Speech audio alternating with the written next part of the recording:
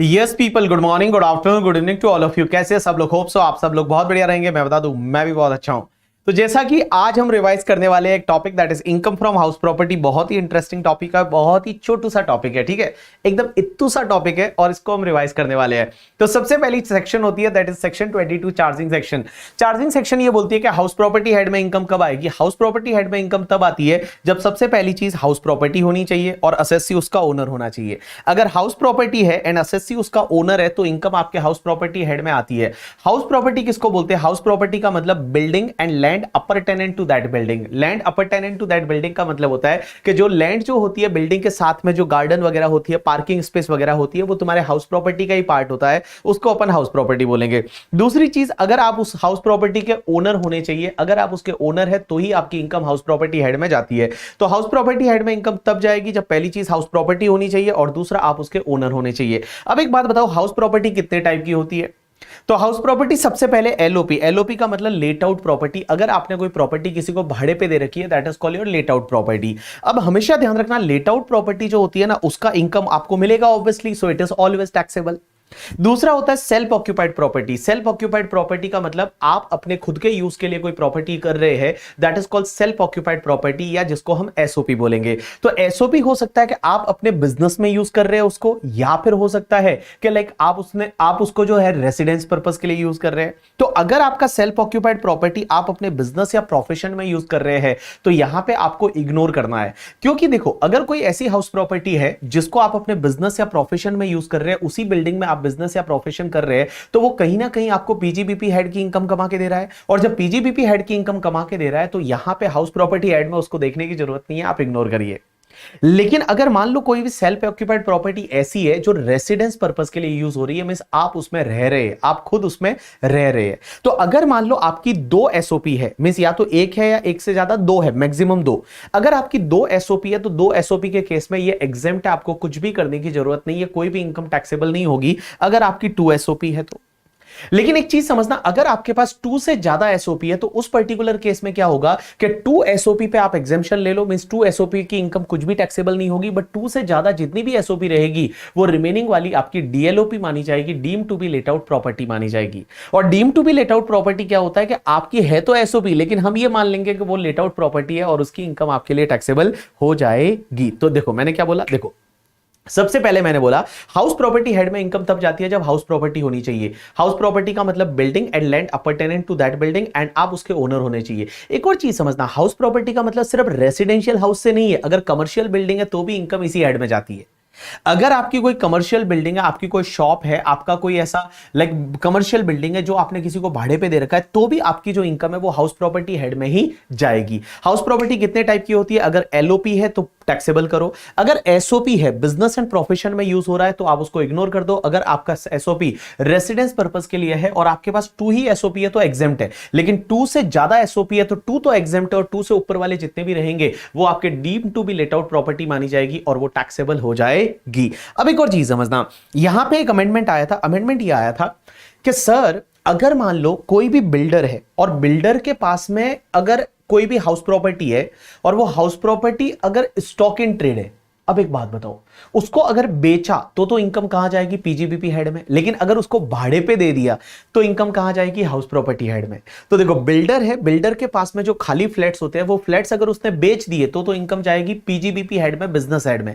लेकिन अगर उसके पास ही है और उसने उसको भाड़े पे दे दिया तो इनकम कहां जाएगी? हाउस प्रॉपर्टी हेड में। लेकिन एक चीज समझना, ऐसा भी तो हो सकता है बिल्डर ने फ्लैट का कंस्ट्रक्शन कंप्लीट कर दिया और उसके बाद में वो फ्लैट्स खाली पड़े हैं, तो क्या फ्लैट्स खाली पड़े हैं तो उस पर्टिकुलर केस में क्या उसको deem to be let out property मान के और टैक्सेबल कर दे क्या हाउस प्रॉपर्टी में? तो इसको लेके लॉ मेकर्स ये बोलते हैं कि जिस ईयर में कंस्ट्रक्शन कंप्लीट हुआ उस ईयर के एंड से लेके 2 इयर्स तक ये माना जाएगा कि भैया उस पे कोई भी टैक्स नहीं लगेगा।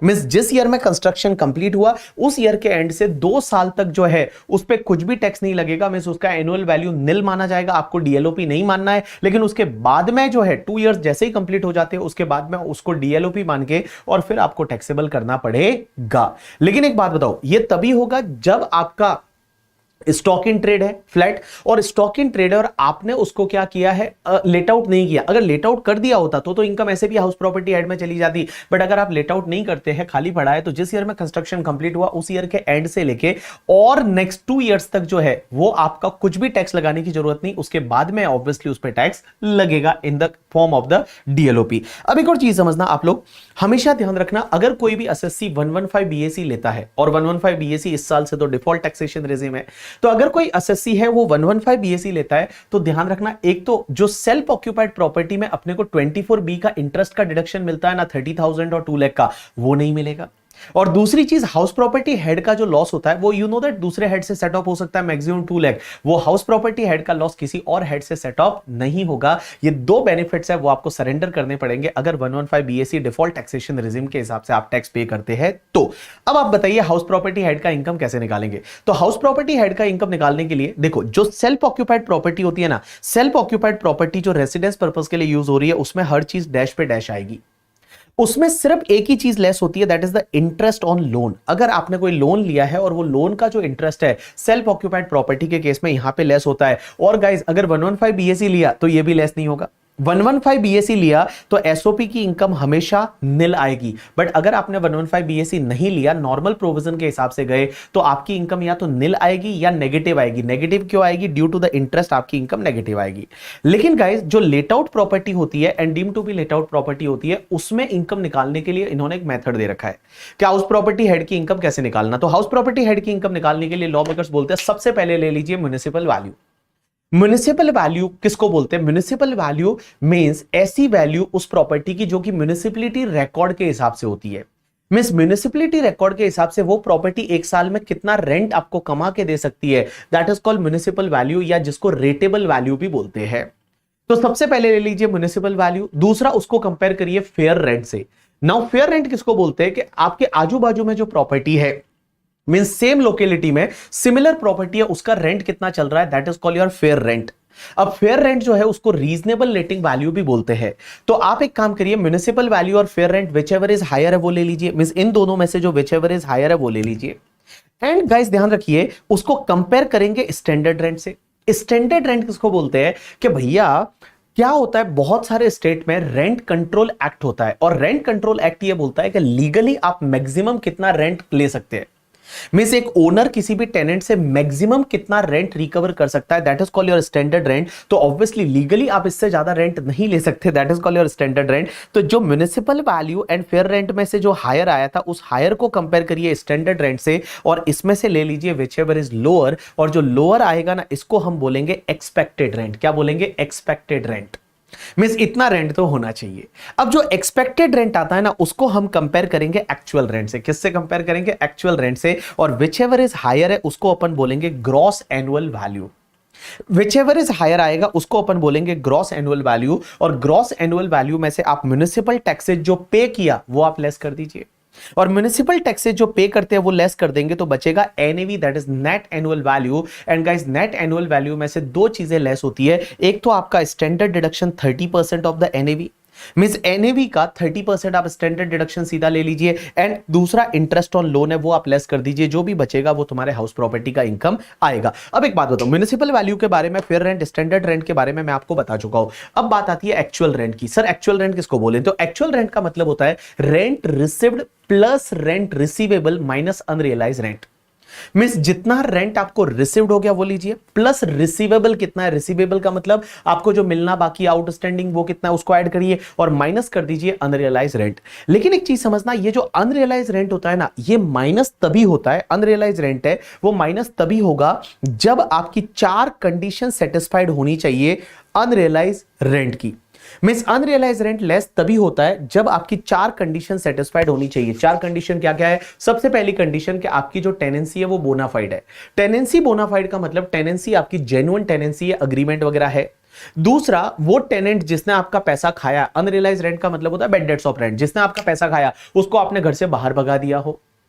तीसरा, वो टेनेंट आपका कोई दूसरा घर ऑक्यूपाइड करके नहीं बैठा हो। ऐसा नहीं होना चाहिए कि आपने इस घर से तो बाहर निकाल दिया और उसको किसी दूसरे घर में रखा है और वो दूसरा घर आपका ऑक्यूपाइड करके बैठा है, ऐसा नहीं होना चाहिए। एंड चौथी कंडीशन ये है कि आपने रीजनेबल स्टेप लिए हैं for recovery of the unrealised rent. अगर ये चारों कंडीशन सेटिस्फाइड होती है तो अनरियलाइज्ड रेंट आपका लेस हो जाएगा while computing the actual rent.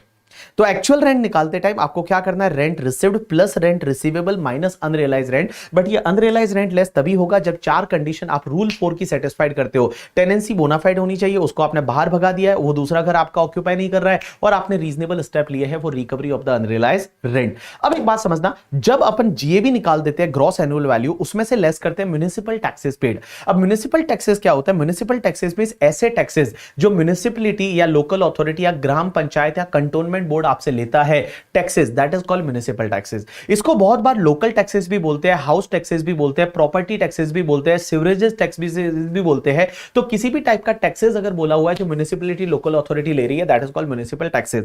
एक चीज समझना, ये म्युनिसिपल टैक्सेस है ना, ये अलाउ होता है बट ये पेमेंट बेसिस पे होता है। मींस जैसे फॉर एन एग्जांपल, इस साल का म्युनिसिपल टैक्सेस आपका 20,000 था, बट उसमें से आपने ओनली 10,000 पे किया, तो आपको 10,000 ही अलाउ हो जाएगा। इसका मतलब यह हुआ कि municipal taxes is allowed on payment basis. इसका मतलब पे किया तो अलाउ होगा, नहीं किया तो नहीं होगा, जब करोगे तब होगा।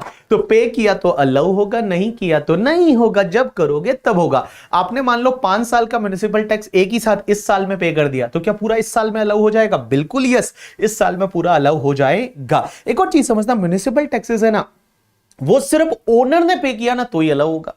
अगर टेनेंट ने पे किया तो अलाउ नहीं होगा। Means municipal taxes is allowed only if it is paid by the owner. If it is paid by the tenant then it is not allowed. Owner ने पे किया तो ही अलाउ होगा, tenant ने pay किया तो allow नहीं होगा। और बहुत बार म्युनिसिपल टैक्सेस है ना, वो आपको परसेंटेज फॉर्म में दे रखा होता है। जैसे म्युनिसिपल टैक्सेस है वो 10% है, तो 10% किसका लोगे? म्युनिसिपल वैल्यू का लोगे। किसका लोगे? म्युनिसिपल वैल्यू का लोगे। उसके बाद नेक्स्ट पॉइंट आता है इंटरेस्ट ऑन लोन। गाइस यहां पे देखो, जब आप सेक्शन 24 में यहां पे इंटरेस्ट ऑन लोन का डिडक्शन लेते हो 24B में, अब यहां पे जो इंटरेस्ट ऑन लोन का डिडक्शन लेते हो, ये इंटरेस्ट ऑन लोन का डिडक्शन मिलेगा अगर आपने लोन लिया था हाउस प्रॉपर्टी पर्पस के लिए। हाउस प्रॉपर्टी पर्पस का मतलब हाउस प्रॉपर्टी या तो परचेज करने के लिए, या कंस्ट्रक्ट करने के लिए, या फिर रिपेयर करने के लिए, या रेनोवेशन के लिए आपने लोन लिया था, तो उसका इंटरेस्ट आपको यहां पे अलाउ हो जाएगा। एक और चीज समझना, लोन किससे लेना है? क्या सिर्फ बैंक से लेना है? ना बाबा ना, आप लोन किसी से भी ले सकते हो। Loan can be taken from the bank, financial institution, friends, family, relative, किसी से भी लोन लोगे तो चलेगा, कोई फर्क नहीं पड़ता। एक और चीज समझना, लेकिन वो हाउस प्रॉपर्टी के लिए जो लोन लोगे ना, उसका इंटरेस्ट ड्यू बेसिस पे अलाउ होगा। ड्यू बेसिस पे अलाउ होगा, इसका मतलब आपने अगर पे किया तो भी अलाउ होगा, आउटस्टैंडिंग है तो भी अलाउ होगा। तो टोटल आपका इंटरेस्ट है इस साल का, वो आपको यहां पे डिडक्शन मिल जाएगा। एक और चीज समझना, बहुत बार इंटरेस्ट पे इंटरेस्ट लग जाता है, जिसको पेनल्टी इंटरेस्ट बोलते हैं। जैसे आपने इंटरेस्ट पे नहीं किया तो उस पर और इंटरेस्ट लगा दिया, तो क्या पेनल्टी इंटरेस्ट अलाउ होगा? Answer is no. Interest on interest, या जिसको अपन पेनल इंटरेस्ट, पेनल्टी इंटरेस्ट बोलते हैं, वो वाला इंटरेस्ट आपका अलाउ नहीं होगा। एक और चीज समझना, क्वेश्चन ये आता है कि सर एक बात बताइए, इंटरेस्ट की कोई लिमिट होती है या अनलिमिटेड इंटरेस्ट अलाउ है? राइट आंसर है कहां पे लिमिट है। तो देखो, अगर आपकी प्रॉपर्टी एलओपी या डीएलओपी है, एलओपी का मतलब let out property, DLOP means deem to be let out property, तो नो लिमिट मींस जितना इंटरेस्ट है वो पूरा अलाउ हो जाएगा। अगर एलओपी डीएलओपी है तो पूरा इंटरेस्ट अलाउ हो जाएगा। लेकिन बाबू, अगर आपकी प्रॉपर्टी एसओपी है, जो रेजिडेंस वाली, और मैक्सिमम 2 घर आपके रेजिडेंस वाले हो सकते हैं, तो दोनों घर को मिला के मैक्सिमम इंटरेस्ट कितना अलाउ हो सकता है? तो उसमें 2 केस, अगर स्पेशल केस है या नॉर्मल केस। स्पेशल केस किसको बोलेंगे? जब 3 कंडीशन सेटिस्फाइड होती है। पहली condition, loan is taken on और आफ्टर 1/4/1999। लोन जो है वो 1/4/1999 या उसके बाद में लिया है। दूसरा, loan is taken for the purchase और construction of house property. And तीसरी condition, if loan is taken for the construction then construction has to be completed within the period of 5 years from the end of the year in which loan was taken. तो ये 3 condition अगर satisfied होती है, means loan 1/4/99 या उसके बाद में लिया है, loan is taken for the purchase और construction of house property, and if loan is taken for construction then construction has to be completed within 5 years from the end of the year in which loan was taken. अगर मान लो ये 3 condition satisfied होती है, इसमें आता है, तो maximum आपको दोनों हाउस का मिला के मैक्सिमम 2 लाख का इंटरेस्ट का डिडक्शन मिलेगा। लेकिन अगर आप इसमें नहीं आते हो तो नॉर्मल केस में आओगे तो मैक्सिमम 30,000 का आपको डिडक्शन मिल जाएगा। एक बात समझना, ये नॉर्मल केस में कब जाएगा? या तो लोन 1/4/99 से पहले ले रखा है, या फिर लोन है वो रिपेयर रिनोवेशन के लिए ले रखा है, या फिर लोन आपने मान लो परचेज कंस्ट्रक्शन के लिए लिया था but construction was not completed within the period of the 5 years from the end of the year in which loan was taken. अब एक और चीज समझना, बहुत बार ऐसा होता है कि आप पुराने लोन को पे करने के लिए नया लोन लेते हो। जैसे पहले मैंने घर खरीदा था और लोन एसबीआई से ले रखा था, अब एसबीआई से पहले लोन ले रखा था लेकिन अभी मुझे सस्ता लोन मान लो आईडीएफसी फर्स्ट बैंक से मिलता है, तो मैंने क्या किया, आईडीएफसी फर्स्ट बैंक से लोन लेके और वो पुराना लोन पे कर दिया, बट पुराना लोन मैंने हाउस प्रॉपर्टी पर्पस के लिए लिया था। तो क्या नए लोन पे जो आप इंटरेस्ट पे करोगे उसका डिडक्शन आपको मिल जाएगा? आंसर इज यस, बिल्कुल मिल जाएगा, कोई दिक्कत नहीं है, उस इंटरेस्ट का डिडक्शन आप ले सकते हैं। एक और बात समझना, बहुत बार क्या होता है इंटरेस्ट अपन इंडिया के बाहर पे करते हैं। जैसे मान लो फॉरेन से मैंने क्या किया, सनी से लोन लिया, फॉरेन में एक सनी करके है जो लेंडर है, उससे मैंने क्या किया, लोन लिया। अब उससे मैंने लोन लिया और सनी नॉन रेजिडेंट है और उसको मैं इंटरेस्ट पे कर रहा हूं, तो एक चीज समझना, मुझे उसका टीडीएस काटना पड़ेगा। क्या काटना पड़ेगा? टीडीएस काटना पड़ेगा, और टीडीएस अगर मैंने काटा ना तो ही मुझे इंटरेस्ट अलाउ होगा, अदरवाइज इंटरेस्ट अलाउ नहीं होगा। तो if loan is taken from outside India and आप आउटसाइड इंडिया किसी को इंटरेस्ट पे कर रहे हो तो उसका टीडीएस काटना पड़ेगा, टीडीएस काटा तो आपको इंटरेस्ट अलाउ होगा, अदरवाइज इंटरेस्ट अलाउ नहीं होगा। अब एक और कॉन्सेप्ट आता है, that is the pre construction period interest, या जिसको प्री एक्विजिशन पीरियड इंटरेस्ट बोलते हैं। एक बात समझना, जैसे मान लो फॉर एन एग्जांपल मैंने घर बनाना इस साल चालू किया, बनाते बनाते 2-3 साल हो गए, तो जब तक घर नहीं बना तब तक तो वो हाउस प्रॉपर्टी है ही नहीं, क्योंकि वो बिल्डिंग है ही नहीं। बिल्डिंग का मतलब होता है घर एकदम सुंदर सा घर बन गया तब उसको अपन बिल्डिंग बोलते हैं। तो सर एक बात बताइए, जब बिल्डिंग बन गई, हाउस प्रॉपर्टी बन गई, उसके बाद में जिस ईयर में बिल्डिंग बन गई उस ईयर से तो इंटरेस्ट का डिडक्शन मिल जाएगा, लेकिन उसके पिछले वाले ईयर्स का इंटरेस्ट था उसका क्या? तो उसको बोला जाता है प्री कंस्ट्रक्शन पीरियड इंटरेस्ट या प्री एक्विजिशन पीरियड इंटरेस्ट। तो आप ये समझिए, जिस ईयर में कंस्ट्रक्शन कंप्लीट हुआ, आप मैं ईयर बोल रहा हूं बाबू, मैं वापस बोल रहा हूं, डेट नहीं बोल रहा हूं, जिस ईयर में कंस्ट्रक्शन कंप्लीट हुआ उस ईयर को छोड़ के पिछले वाले ईयर्स का जो भी इंटरेस्ट रहेगा, that interest is called your pre construction period interest. वापस बोल रहा हूं, जिस ईयर में कंस्ट्रक्शन कंप्लीट हुआ उस ईयर को छोड़ दीजिए, उसके पिछले वाले जितने भी ईयर्स का इंटरेस्ट है, मींस जिस ईयर में कंस्ट्रक्शन कंप्लीट हुआ उस ईयर को छोड़ दीजिए, उसके पिछले वाले जितने भी ईयर्स का इंटरेस्ट है, that is called your pre construction period interest. And pre construction period interest है वो एक साथ में अलाउ नहीं होता, that is allowed in the 5 equal installment from the year in which construction is completed. तो जिस ईयर में कंस्ट्रक्शन कंप्लीट हुआ उस ईयर से वो 5 इक्वल इंस्टॉलमेंट में अलाउ हो जाएगा। Same concept pre acquisition period interest के बारे में भी होता है कि जिस ईयर में आप प्रॉपर्टी एक्वायर करते हो उसके पिछले वाले ईयर्स का जो इंटरेस्ट रहेगा, that is pre acquisition period interest, और वो भी आपको 5 इक्वल इंस्टॉलमेंट में अलाउ हो जाता है जिस ईयर में आप प्रॉपर्टी एक्वायर करते हो। यहां पे मैंने एग्जांपल दे रखे, आप देखोगे तो आपको समझ में आ जाएगा। अब एक और कॉन्सेप्ट आता है, that is the arrears of rent. Arrears of rent क्या होता है? बहुत बार रेंट को लेकर डिस्प्यूट हो जाता है। जैसे मान लो कोविड में क्या हुआ, मैंने कोई प्रॉपर्टी किसी को भाड़े पे दे रखी थी और वो बंदे ने भाड़ा दिया ही नहीं, हमारे दोनों के बीच में डिस्प्यूट हो गया, that is called arrears of rent. Arrears of rent है। अब एक बात समझना, अगर मान लो इन फ्यूचर में अनरियलाइज रेंट की या अरियर्स ऑफ रेंट की रिकवरी हो जाती है, अनरियलाइज रेंट तो क्या था, वो bad debts of the rent, arrears of rent क्या, डिस्प्यूटेबल रेंट। तो यहां पे अगर मान लो आपकी रिकवरी हो जाती है तो क्या वो रिकवरी टैक्सेबल होगी? Answer is yes. अगर आपको अनरियलाइज रेंट या अरियर्स ऑफ रेंट की रिकवरी होती है तो it will be taxable in the year in which recovery took place. मतलब जिस ईयर में रिकवर होता है उस ईयर में टैक्सेबल होगा। लेकिन सर एक बात बताओ, उस ईयर में तो हमारे वो पास वो प्रॉपर्टी है ही नहीं, हमने तो वो हाउस प्रॉपर्टी बेच दी थी, तो भी क्या टैक्सेबल होगा? आंसर इज यस, तो भी टैक्सेबल होगा। तो जो आपका रिकवर हुआ अरियर्स ऑफ रेंट या अनरियलाइज रेंट जिस ईयर में मिलेगा उस ईयर में टैक्सेबल होगा, भले आपके पास वो हाउस प्रॉपर्टी है या नहीं, उससे कोई मतलब नहीं।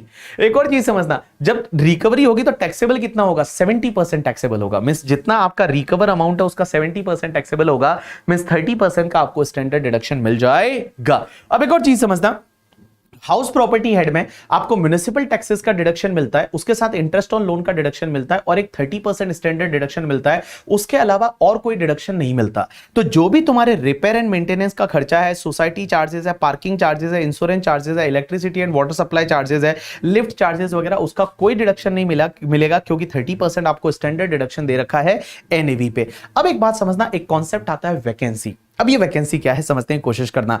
नॉर्मली हम लोग क्या करते हैं पता है कि जो भी तुम्हारा expected rent and actual rent whichever is higher होता है उसको हम जीएवी मान लेते हैं। मींस नॉर्मली क्या करते हैं कि गाइस जो एक्सपेक्टेड रेंट और actual rent whichever is higher है उसको गांव मानते हैं, GAV gross annual value.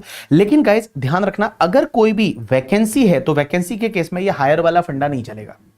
Vacancy के केस में यह हायर वाला फंडा नहीं चलेगा। वैकेंसी का मतलब यह है कि आप घर को भाड़े पे देना चाहते हैं बट कोई लेने वाला है नहीं, घर खाली पड़ा है। मिस वहां ताला लगा हुआ है, ताला लगा हुआ है, आपने खुद ने ऑक्यूपाइड किया हुआ है तो वो वैकेंसी नहीं है बाबू। आपने खुद ने ऑक्यूपाइड किया हुआ है, खुद उसमें पड़े हुए हो तो वैकेंसी नहीं है। वैकेंसी का मतलब होता है कि घर पे इतना बड़ा ताला लगा हुआ है, that is called your vacancy.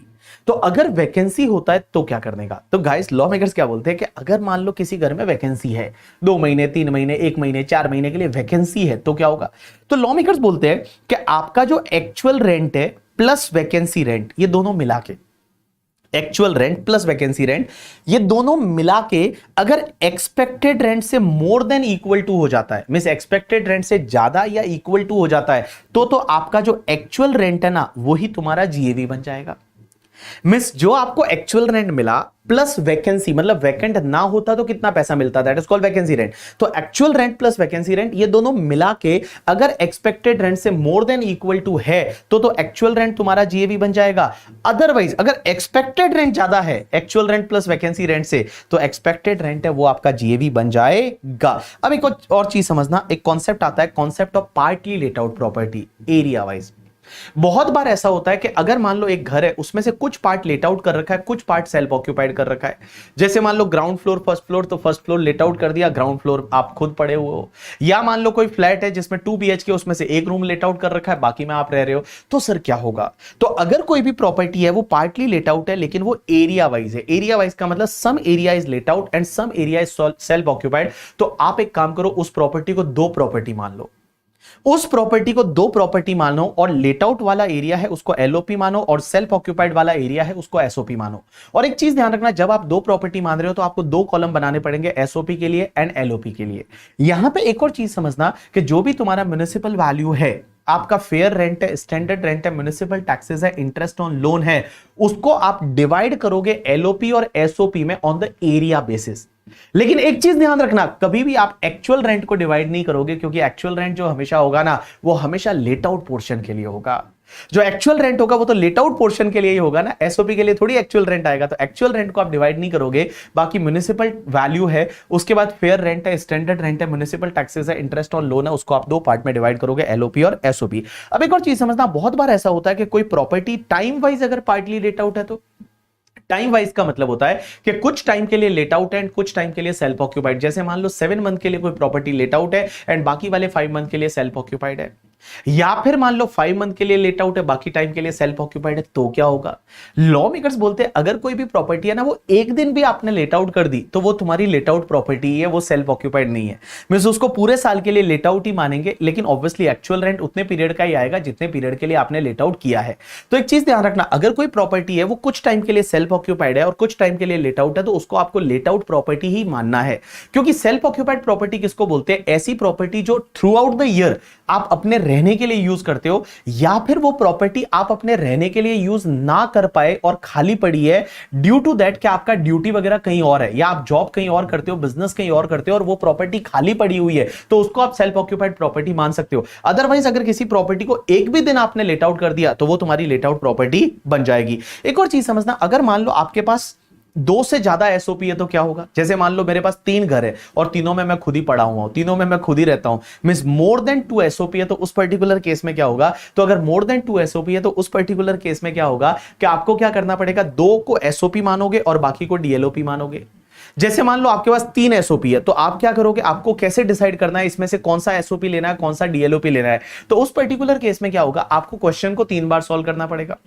पहले 1 और 2 को एसओपी मानो, 3rd को डीएलओपी मानो, फिर एक काम करिए 1 और 3 को एसओपी मानो, 2 को डीएलओपी मानो, उसके बाद आपका 1 को डीएलओपी मानो, 2 एंड 3 को एसओपी मानो, और जिस ऑप्शन में आपका इनकम सबसे कम आता है वो वाला ऑप्शन आपको एक्सरसाइज करना है। जिस ऑप्शन में आपका इनकम सबसे कम आता है वो वाला ऑप्शन है वो आपको एक्सरसाइज करना है। अब एक और चीज समझना, जॉइंट ओनरशिप। जॉइंट ओनरशिप के केस में क्या होता है, बहुत बार कोई प्रॉपर्टी एक से ज्यादा ओनर होल्ड करते हैं, that is called joint ownership. तो जॉइंट ओनरशिप के केस में आप प्रॉपर्टी, हाउस प्रॉपर्टी का इनकम ऐसे कैलकुलेट करो जैसे नॉर्मली अपन करते हैं, मींस आप नॉर्मली जैसे कैलकुलेट करते हो वैसे ही हाउस प्रॉपर्टी का इनकम कैलकुलेट करो, और उसके बाद में जो भी इनकम आती है ना वो नंबर ऑफ ओनर्स में डिवाइड कर दो in their ownership ratio.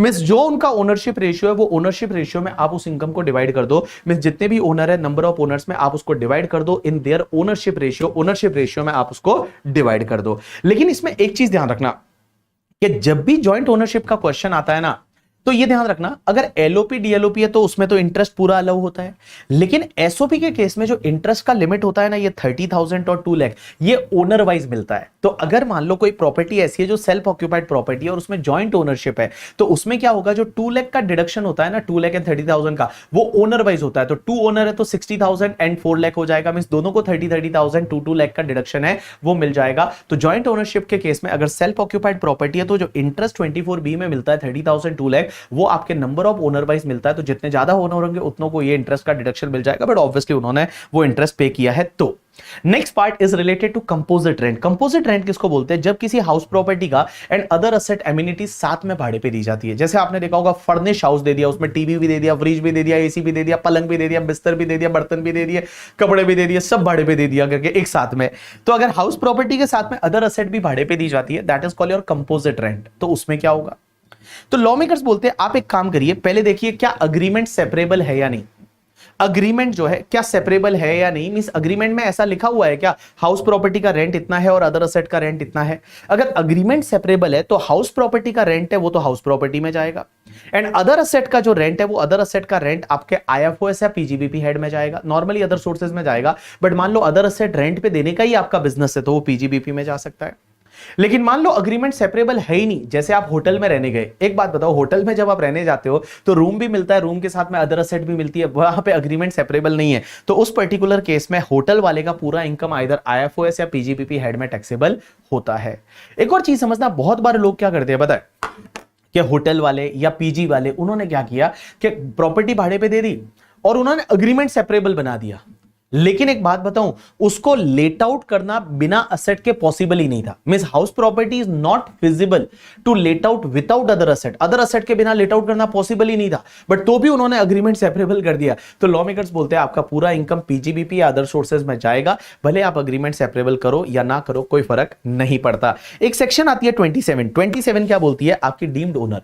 Deemed owner का मतलब क्या होता है कि आप रजिस्टर्ड ओनर नहीं हो, लेकिन तो भी आप रजिस्टर्ड ओनर नहीं हो तो भी आप उसके ओनर मान लिए जाओगे। कौन कौन से केसेस में, सबसे पहला, अगर कोई इंडिविजुअल है वो अपनी स्पाउस को मींस अपने पति पत्नी को या पत्नी पति को करके, ठीक है, अपने स्पाउस को अगर आप कोई भी हाउस प्रॉपर्टी गिफ्ट दे देते हो या लो कंसिडरेशन से दे देते हो करके, ठीक है, तो भले उसके रजिस्टर्ड ओनर आपका स्पाउस है, बट तो भी आप उसके डीम्ड ओनर माने जाओगे और प्रॉपर्टी से जो इनकम होगी वो आप ही के हाथ में टैक्सेबल हो जाएगी। लेकिन इसका एक एक्सेप्शन है कि अगर मान लो आप ट्रांसफर करते हो in the agreement of leave apart. Agreement of leave apart का मतलब क्या होता है कि भाई आपका डाइवोर्स नहीं हुआ, लेकिन आपकी बीवी अलग रहती है, आप अलग रहते हो और आपने कोई हाउस प्रॉपर्टी गिफ्ट कर दी, तो फिर आप डीम्ड ओनर नहीं माने जाओगे। एक और चीज समझना, आप अगर अपने माइनर चाइल्ड को कोई हाउस प्रॉपर्टी गिफ्ट कर देते हो या लो कंसिडरेशन से दे देते हो, तो माइनर चाइल्ड के केस में आप जो है वो उसके डीम्ड ओनर माने जाओगे। लेकिन इसका एक एक्सेप्शन है, minor married daughter. Minor married daughter में बालिका वधू को अगर आपने कोई भी हाउस प्रॉपर्टी गिफ्ट कर दी तो उस पर्टिकुलर केस में वो बालिका वधू है वो ही उसकी ओनर मानी जाएगी, आप उसके ओनर नहीं माने जाओगे। अब एक और चीज समझना, जो कोऑपरेटिव सोसाइटीज रहती है, तो कोऑपरेटिव सोसाइटीज के केस में क्या होता है कि लाइक बहुत बार पूरी बिल्डिंग की जो ओनर होती है वो तो कोऑपरेटिव सोसाइटी होती है, जैसे गोकुलधाम सोसाइटी, बट जो इसमें जो लोग हैं जैसे जेठालाल है करके, ठीक है, जेठालाल है, उसके बाद अय्यर है, उसके बाद तारक है, ये लोग क्या होते हैं उस सोसाइटी के शेयर होल्डर होते हैं। तो ये शेयर होल्डर को हम उस फ्लैट का डीम्ड ओनर मानेंगे। क्या मानेंगे, डीम्ड ओनर मानेंगे। और एक होता है होल्डर ऑफ इम्पार्शियबल एसेट स्टेट। ये इम्पार्शियबल स्टेट क्या होता है कि बहुत बार अगर ऐसी कोई प्रॉपर्टी है जिसका पार्टीशन पॉसिबल नहीं है, तो जो उसका मेन होल्डर रहेगा ना वो उसका डीम्ड ओनर माना जाएगा और उसके हाथ में इनकम टैक्सेबल हो जाएगी। बाकी वाला जो ये अमेंडमेंट है ये मैं ऑलरेडी आपको बता चुका हूं कि 2 एसओपी का आप बेनिफिट ले सकते हो। और एसओपी किसको बोलते हैं, या तो आप थ्रू आउट द ईयर अपने रेजिडेंस पर्पस के लिए यूज करते हो, या फिर आप उसमें रह नहीं पाते हो ड्यू टू आपका जॉब कहीं पे और है, बिजनेस कहीं और है, प्रोफेशन कहीं और है, और उसकी वजह से रह नहीं पाते और वो पूरा खाली पड़ा है और वो किसी और प्लेस पे है, तो उस पर्टिकुलर केस में उसको आप एसओपी मान सकते हो। So this is the topic house property. ये तुम्हारा हाउस प्रॉपर्टी का टॉपिक है, बड़ा ही सिंपल सा इत्तू सा टॉपिक था, आपको मजा आया होगा रिवाइज करने के बाद। सो गाइस अब जो है वो आपने रिवाइज कर लिया इस टॉपिक को। अब आपको क्या करना है, इस टॉपिक के जितने भी क्वेश्चंस है वो क्वेश्चंस को जाके भिड़ना है और क्वेश्चन करने हैं, तब आपका काम बनेगा। बाबू आपको पढ़ना तो पड़ेगा करके, ठीक है। सर आप बाबू क्यों बोलते हो, क्योंकि मुझे पता है आपकी लाइफ में और कोई होगा नहीं बाबू बोलने वाला, सोना बोलने वाला, तो मैंने सोचा मैं ही आपको बाबू बोल दूं करके, ठीक है। तो बाबू पहली चीज तो यह है कि देखो आपकी उम्र ऐसी है जहां ये बाबू सोना वाला टाइम है नहीं। आप कितना टाइम ये सब चीजों में लगाते हो, मेरा मानना यह है मेरे को बहुत बार ऐसे बच्चे बोलते हैं यार हमारा रिलेशनशिप चल रहा है, इंटर वालों का पता नहीं कौन सा रिलेशनशिप होता है, इंटर वालों का रिलेशनशिप चल रहा है सर, बड़ा टॉक्सिक रिलेशनशिप हो चुका है, ये हो चुका है, वो हो चुका है, इतना टाइम खराब कर रहे हो। मैं बता दूं ये सब टाइम खराब नहीं करना है आपको, बिकॉज इंटरमीडिएट अगर क्लियर कर दिया ना तो उसके बाद 2 से 2.5 साल के अंदर अंदर सीधा सीए फाइनल क्लियर हो जाएगा और सीए बन जाओगे। और इंटर क्लियर नहीं किया ना तो सीए में एंट्री भी नहीं हुई। आप सोच रहे हो फाउंडेशन से एंट्री हो जाती है, ना बाबू ना, वो सब गलत है। एंट्री होती है जब आप इंटरमीडिएट क्लियर कर लेते हो, क्योंकि फाइनल क्लियर हो जाता है। फाइनल क्यों क्लियर हो जाता है आराम से? क्योंकि 2 साल का टाइम है आपके पास में, 6 ही सब्जेक्ट है आपके पास में, बाकी तो सेल्फ पेस मॉड्यूल में कुछ डाले हुए तो 6 ही सब्जेक्ट है। और बेटा 2 साल का आपके पास आर्टिकलशिप का टाइम है, और आर्टिकलशिप अगर आप एक बार कर लेते हो ना, बहुत सारे लोग ऐसे होते हैं जिनका फाइनल नहीं हुआ बट उन्होंने अगर आर्टिकलशिप कर ली तो भैया कम से कम 40-50 हजार तो वो जिंदगी में कमा ही लेते हैं आराम से। तो आप ये समझिए कि इंटरमीडिएट क्लियर करोगे ना तब आपकी सीए में एंट्री है, और वो एंट्री अगर पाना है ना तो इंटरमीडिएट क्लियर करना पड़ेगा। और मैं बता दूं, देखो पहला अटेम्प्ट दूसरा अटेम्प्ट जो होता है वो गोल्डन अटेम्प्ट होता है लाइफ में, उसके बाद के अटेम्प्ट जो है तो दिक्कत है, ठीक है। तो भैया अगर आपका पहला अटेम्प्ट है दूसरा अटेम्प्ट है, फटाफट इसमें क्लियर करके और आगे बढ़िए। बिकॉज क्या होता है ना, जब यहां तक आप आ ही चुके हो तो देन गिव योर 100% यार, ठीक है। बाकी सब चीजें जो है वो हो जाएगी, शादी किससे होगी, क्या होगी, लड़का अच्छा मिलेगा, लड़की अच्छी मिलेगी, वो डोंट वरी, सब अच्छा मिलने वाला है। आपने अगर अच्छे से पढ़ाई कर ली, सीए बन गए, तो अच्छे से अच्छा लड़का मिलेगा, अच्छे से अच्छी लड़की मिलेगी। और अगर नहीं बने तो जो आपको जो जिस पे क्रश है, जिससे आप बात करते हो, वो भी छोड़ के चली जाएगी, मैं बता दूं करके, ठीक है। ये टेम्पररी है सब, लाइफ में चेंज इज परमानेंट, बाकी सब चीजें टेम्पररी है। और चेंज तभी होगी अपनी लाइफ में जब आप फटाफट सीए बनोगे। So guys, thanks a lot people, आज के लिए इतना बहुत है। अब मिलते हैं अगले रिवीजन लेक्चर में जिसमें हम रिवाइज करेंगे आई थिंक पीजीबीपी, यस।